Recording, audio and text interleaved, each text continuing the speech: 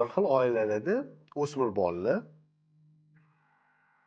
ko'chaga ko'p chiqib ketadi, o'rtoqlari bilan vaqtichog'lik qiladi, uyga kirgisi kelmaydi. Uyga kelgan vaqtda ota-onasi urishadi.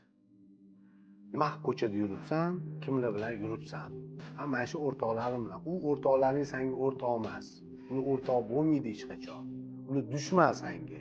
Bizdan boshqa hech kim senga do'st bo'lmaydi deb uqtirishadi. Bularning gapligida haqiqat yo'q. Bolani o'zi aslida nima sababdan ko'chaga chiqib ketadi? Sababini izlashmaydi ular. Balkim uy zindondek bo'lib tuyuladi bola. Balkim otasiga bir savol bersa, otasi jizzakili bilan javob beradi. Hamma narsada kamchilik topish, kamsitish shu sababli. Unaqa bola ko'chaga keladi. Xuddiki ota-ona bolasini o'zining ehtiyojlarini qondirish maqsadida dunyoga keltirgan. Ko'p holatlarda ota-onamizga nima beramiz? G'amxo'rlik va himoya. Himoya faqat jismoniy emas, moddiy, ma'naviy kerak bizga. To'g'rimi?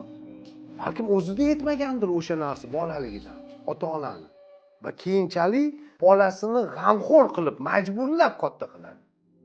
G'amxo'rroq bo'lishing kerak. Menga rahming kelishi kerak. Otangga rahming kelishi kerak. Lekin ko'chadiylarga emas. Ko'chadagi odamlarga ishonmagin, do'stlaringga ishonmagin. Ishonsang faqat bizga ishongin. Biz senga do'stmiz deb o'rgatib kelishadi. Ammo o'zi aslida farzand o'zi qaror qabul qilishi kerak. Kim do'st, kim dushmanligini o'zi ajratishni o'rganish kerak bolalikdan. Shundagina ota-onasi bo'lmagan vaziyatlarda ham ular bemalol do'st bilan dushmanni ajrata oladi. Avvalambor ota-onalar o'zingizlarni bolalikdan qondirilmagan ehtiyojinglarni aniqlab olinglar. Anglab olinglar. Nima xohlayapsizlar o'zi? Nima xohlamayapsizlar? Shuni yetib, farzandinglarning tarbiyasida o'sha ehtiyojinglarni translyatsiya qilmanglar. Ularga o'tkazmanglar o'zingizlarning ehtiyojinglarni. Ularni balkim dunyoqarashi umuman boshqacha. Ularning o'zining ichki hissiyoti boshqachadir. Xohishlari boshqadir. Siz bolaligingizdan ota-onangiz imkoniyat bermagan o'qitishga. To'g'rimi? Katta bo'lgansiz, o'qimagansiz. Endi bu degani bolangizni o'qitaman, men sharoit qilib beraman deb majburlamanglar. Balkim bolangiz ham sizga o'xshab o'qigisi kelmasdi.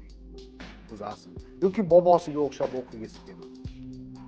Balkim boshqa qobiliyati bordir. Shuni ham inobatga olish.